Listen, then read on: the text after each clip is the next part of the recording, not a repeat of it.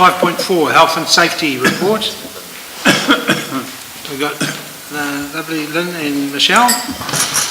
Nice to see you, ladies. Oh, thank you. Kia ora, everyone. Kia ora, Worship, Councillors. Hi, Maggie.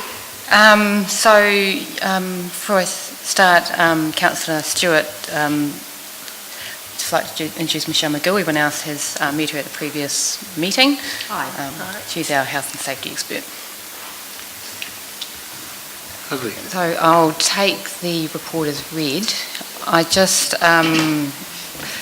is a follow-up from our previous report and just covers the work to date since we last reported, with a key focus on contractor management over the last few months and working on continuously improving our health and safety framework.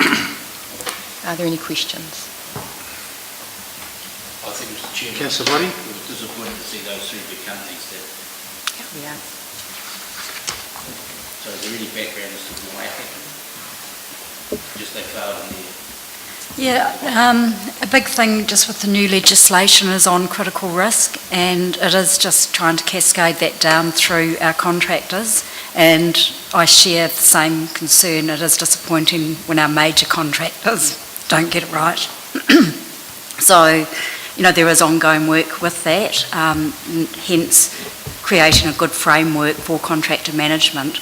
So our contractor managers within council have more information and tools to monitor, you know, critical risks that our contracting companies are doing.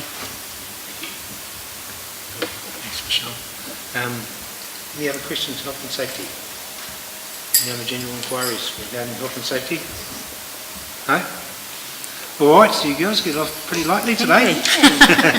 There's a recommendation there, and that we've received the health and safety report. Moved by Councillor Body, seconded by Councillor Williamson. All those in favour, please say aye. Aye. Those against? Carried.